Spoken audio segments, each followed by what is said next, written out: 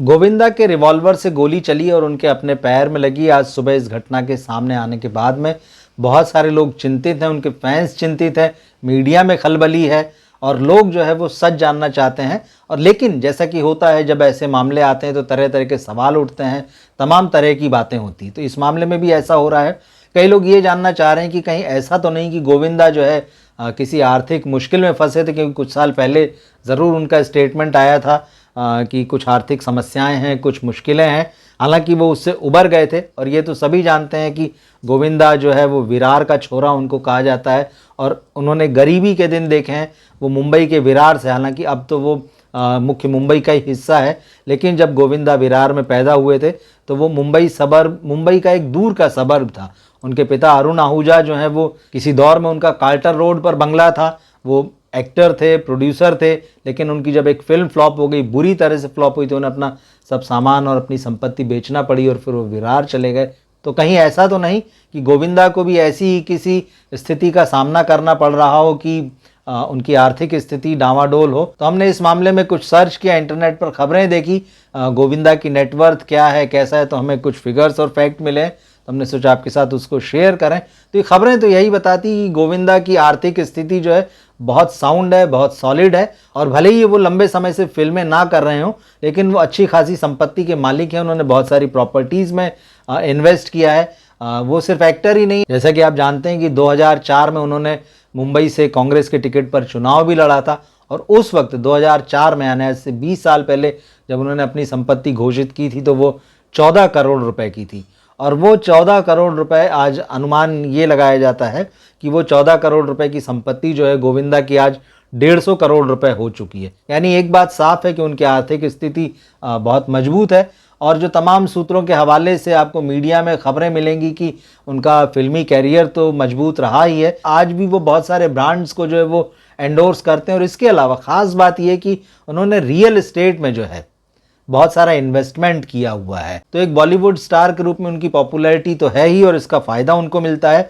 उनको ब्रांड्स आज भी मिलते हैं एंडोर्स करने के लिए। और यही वजह है कि वो लगातार जो है प्रॉपर्टीज़ में इन्वेस्ट करते रहते हैं। और आज भी उनकी एनुअल इनकम जो है वो 12 करोड़ रुपए के आसपास है। मतलब आज भी महीने में वो जो है 1 करोड़ रुपए कमाते हैं कम से कम। तो इस तरह से जो उनकी प्रॉपर्टी है, जो उनकी इनकम है, उसका एक जो बड़ा हिस्सा है वो एंडोर्समेंट से आता है। और आज भी एक एंडोर्समेंट के लिए गोविंदा जो है, जो डील होती है उनकी, वो 2 करोड़ रुपए की होती। तो 2 करोड़ रुपए जो है एक अच्छी खासी रकम है। और जहाँ तक उनकी फ़ीस की बात है फिल्म की, तो आज भी वो 5 से 6 करोड़ रुपए जो है वो हर प्रोजेक्ट के लिए चार्ज करते हैं। और इसके अलावा जो पैसा है, नगद है, बैंक बैलेंस वगैरह तो है ही, लेकिन उनके पास जो है मुंबई में कई प्रॉपर्टीज़ भी हैं। तो ये ख़ास बात है। उनके पास जो है मुंबई में जो है जुहू एरिया जहाँ पर है, वहाँ उनके अपने 2 घर हैं जिनको आज आपने टीवी में देखा भी होगा। जल दर्शन नाम की बिल्डिंग में उनका एक फ्लैट है और उसके सामने एक बंगलों वाला लेन है, वहाँ भी उनका एक बंगला है। तो बंगलों में गोविंदा खुद रहते हैं। जल दर्शन में जो उनका अपना फ्लैट है, वहाँ वो अपने ऑफिस के काम करते हैं, वहाँ उनका आना जाना लगा रहता है। इसके अलावा मड आइलैंड में भी बताया जाता है कि उनका एक बंगला है और इन प्रॉपर्टीज़ की कीमत जो है वो करोड़ों में है। तो इस तरह से उनकी फाइनेंशियल पोजीशन जो है बहुत स्ट्रांग है। अच्छे खासे इन्वेस्टमेंट हैं, कैश है, उनके पास गाड़ियाँ हैं, कारें हैं। और यही नहीं, इसके अलावा उनके पास अपना एक कारों का काफिला है। उनकी अपनी कारें हैं, उनके बच्चों की कारें हैं, उनकी पत्नी की कार है। तो इस तरह से आर्थिक रूप से तो कोई समस्या गोविंदा को दिखाई नहीं पड़ती। लेकिन हाँ, इतना ज़रूर है कि जैसे हर माता पिता जो है अपने बच्चों के कैरियर के लिए परेशान रहते हैं, गोविंदा को देखा गया है कि वो अपने दोनों बच्चों, जो उनकी बेटी है टीना और बेटा जो है यशवर्धन, उसके लिए कई बार ये देखा गया है कि गोविंदा थोड़े से परेशान नज़र आते हैं।